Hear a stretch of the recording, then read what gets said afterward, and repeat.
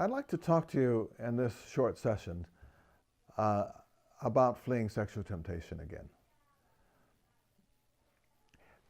I, I had went through a process on this subject, and it might be relevant. It will be relevant to many who watch this. Think about it for yourself. Counseling and intimate conversation and getting close to people is a common part of Christian leadership today. It's an accepted part. And by and large, it should be. But I've been aware of many Christian leaders messing up. And a pretty substantial percentage of them get ambushed because of counseling. They're involved in intimate discussions with someone. You've got someone sharing things maybe they haven't shared with anybody else. And that creates a level of intimacy which can be quite dangerous, even when you think it's not, because it all seems to be innocent. So let me give you an example. I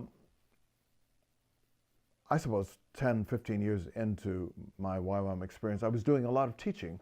And one of the subjects that was fresh and having a real impact on people's lives was the Father Heart of God. So I would go to discipleship training schools or schools of evangelism. I would teach on the Father Heart of God. And the things I was teaching, I did it sometimes with my own dad. And the things that I was teaching was self-revealing and created an environment of trust where students thought, here's somebody I can trust. Here's somebody I can talk to. And I found myself, because our sexuality is so core to our identity, I found myself in many conversations about people's sexuality. And I remember one time I always did that in public. I never went into a room alone with anybody to do that. I knew not to do that. So that was helpful. But I remember once I just had gone for a walk with a young woman. She was attractive, and she'd had a background of being sexually abused by her father. She never ever told anybody.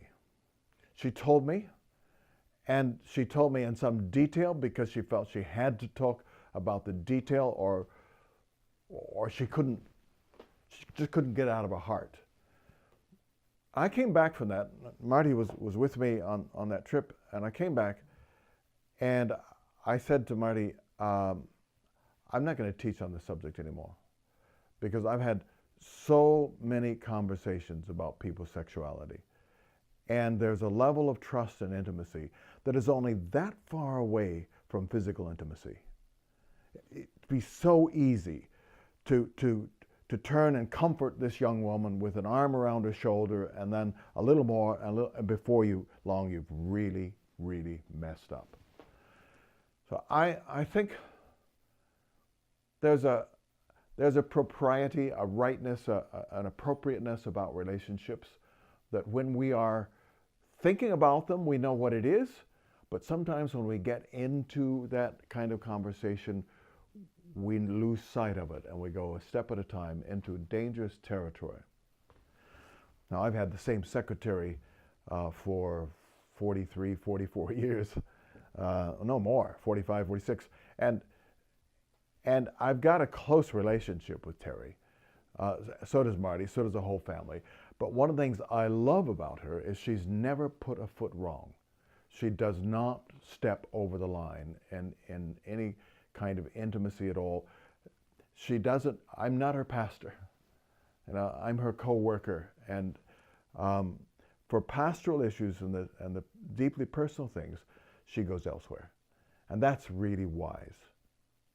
One last thing to say quickly, I think. God puts people with discernment around us. Sometimes they discern things that we'll miss. And I know there was a time when a couple of people around me, including Marty, was saying, that woman on your team is a risk to us. Just don't get too close. And sure enough, within a few weeks, I found that she was stepping over the line, wanting to get too close, just in conversation and stuff, but it was inappropriate.